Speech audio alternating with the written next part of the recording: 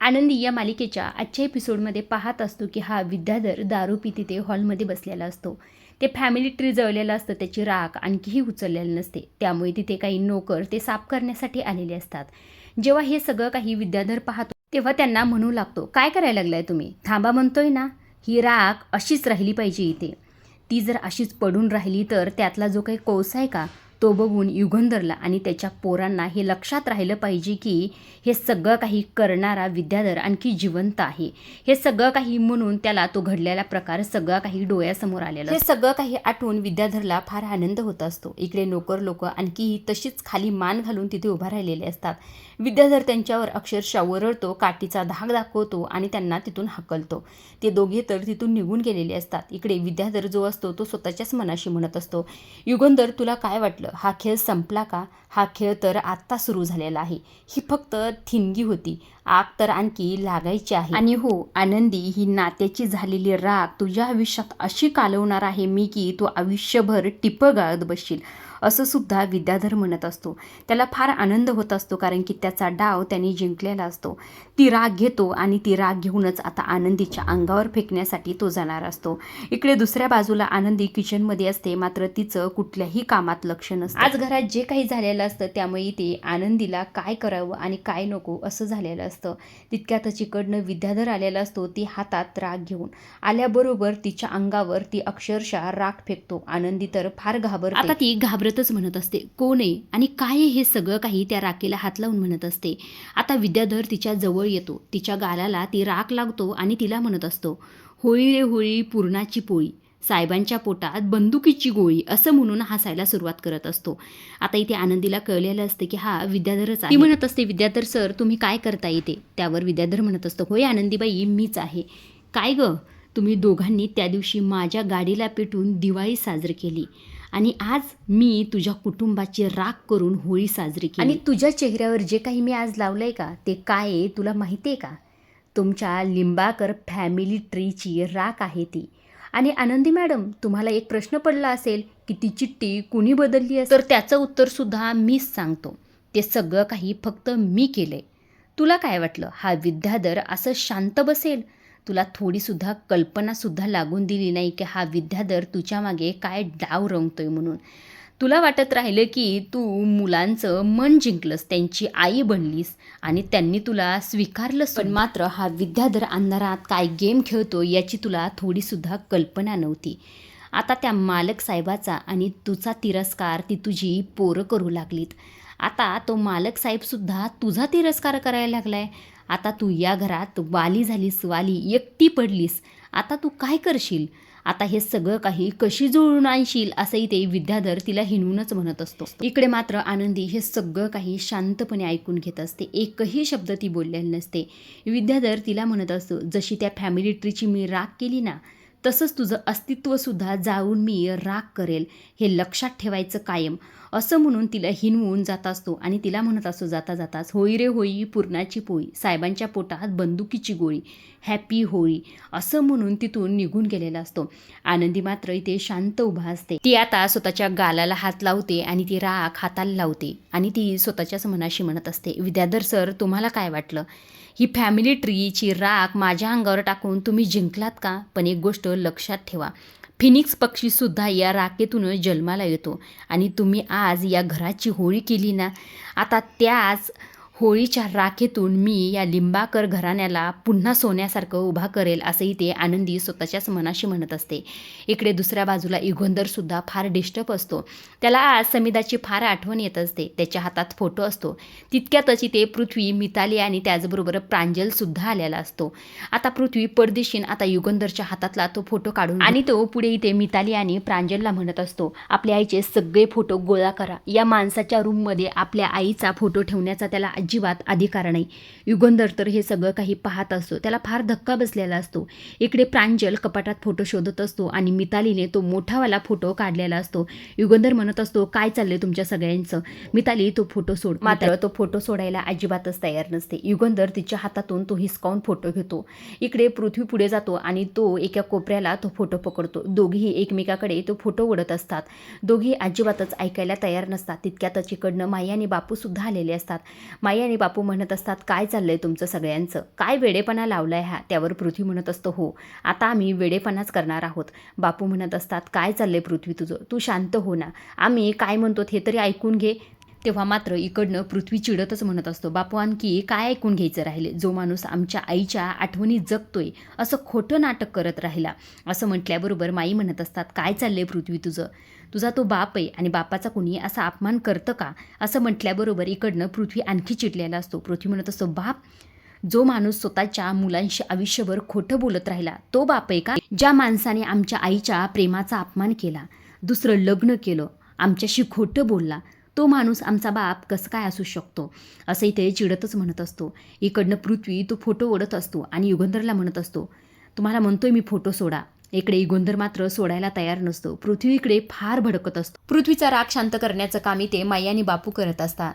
ते म्हणत असतात की पृथ्वी असं काय करतोस, तो तुझा बाप आहे आणि बापाशी असं कुणी वागतं का. आणि तुझ्या आईचा फोटो या रूममध्ये ठेवण्याचा त्याला पूर्ण अधिकार आहे, एक तरी फोटो त्याच्या रूममध्ये राहू दे ना. असं म्हटल्याबरोबर पृथ्वी म्हणत असतो, काय म्हणताय बापू, हे सगळं काही बोलायच्या आधी एकदा तरी तुमच्या मुलीच्या मनाचा विचार करा. तिने काय काय सहन केलं या माणसामुळे आणि या माणसाने सहजच दुसरं लग्न करून टाकलं. या रूममध्ये जर आमच्या आईचा एकही फोटो राहिला ना तर आमच्या आईचा अपमान केल्यासारखं होईल.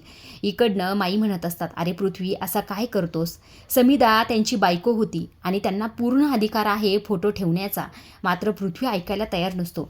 पृथ्वी म्हणत असतो की यांनी हा सगळा काही विचार दुसरं लग्न करण्याच्या आधी करायचा. आमच्याशी खोटं बोलून ते आनंदीशी लग्न केलं, आमच्या आईचा फोटो लावून फक्त ह्याला दिखावापणा करायचा आहे, बाकी काहीही नाही. आमच्या आईबद्दल त्याला कधी प्रेम वाटत सुद्धा नव्हतं आणि वाटणार सुद्धा नाही, असंही ते पृथ्वी म्हणत असतो. युगंधर मात्र हे शांतपणे ऐकत असतो. त्याला काय बोलावं सुद्धा कळत नसतं. माई ते समजवण्याचा प्रयत्न करत असतात. मात्र पृथ्वी, प्रांजल आणि मितालीचा राग काय शांत होत नसतो. आता पृथ्वी युगंधरच्या हातातला तो फोटो हिसकावण्याचा प्रयत्न करत आणि युगंधरला म्हणत असतो, तुम्हाला सोडा म्हणतोय, शेवटचं विचारतोय तुम्हाला, हा फोटो सोडा. असं म्हटल्यानंतर युगंधर तो फोटो सोडून देतो. आता मुलं तर थक्क झालेली असतात. युगंधर म्हणत असतो, हा फोटो घेऊन जाऊन जर तुम्हाला समाधान भेटणार असेल तर बिंदास्त हा फोटो घेऊन जा.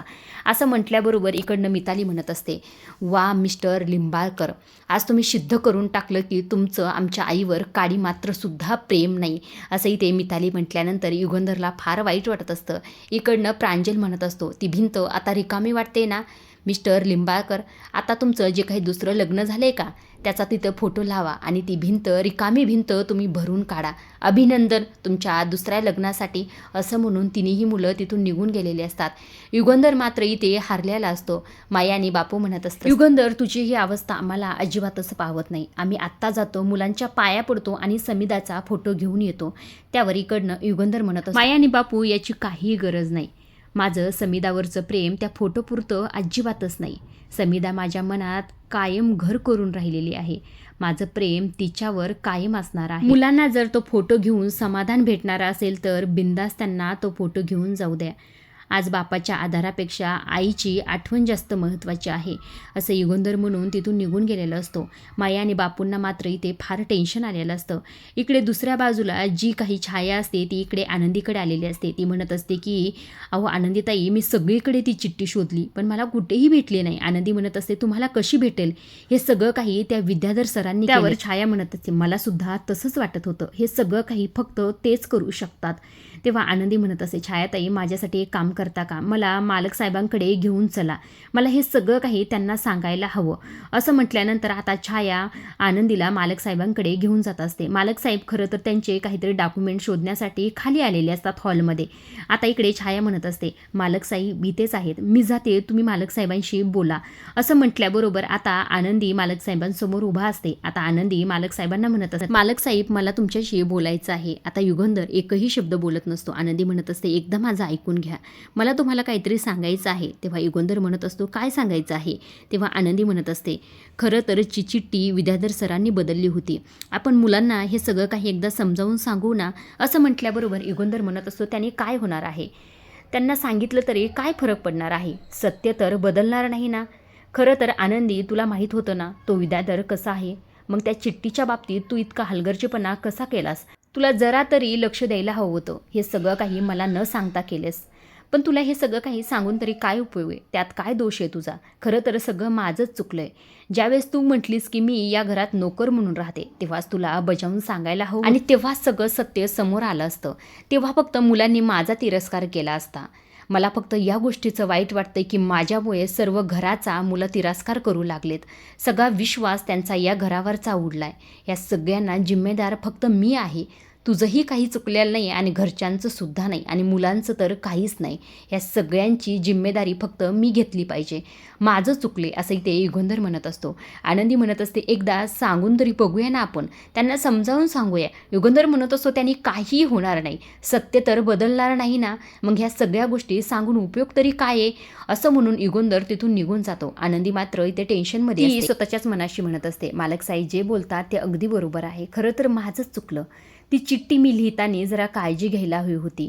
हे सगळं काही विद्याधर सर करू शकतात याची मला थोडीसुद्धा कल्पना नव्हती. पण खरं तर माझ्या हलगर्जीपणामुळे आज हा दिवस बघायला भेटलाय. मुलं मालक साहेबांचा तिरस्कार करू लागलेत आणि तेवढाच माझासुद्धा आणि घरच्यांचासुद्धा.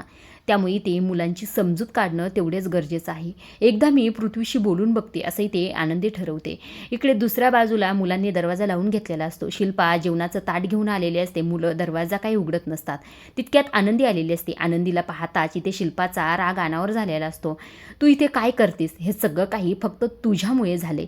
तुला लाज तरी कशी वाटत नाही हे सगळं काही करताना? तुझ्यामुळे माझी मुलं आज सकाळपासून उपाशी आहेत. का केलंस तू हे सगळं काही? असंही ते आनंदीला ओरडून शिल्पा म्हणत असते. आनंदी म्हणत असते, एकदा माझं ऐकून घ्या. तुम्ही हवं तर मला मारा, माझ्यावर ओरड, पण मला एकदा पृथ्वीशी बोलून द्या. आता शिल्पासुद्धा शांत झालेली असते. आनंदी पृथ्वीला आवाज देत असते, पृथ्वी, मिताली, प्रांजल दरवाजा उघडा ना, मला तुमच्याशी बोलायचं आहे. माझं ऐकून तरी घ्या ना, मी काय म्हणते म्हणून.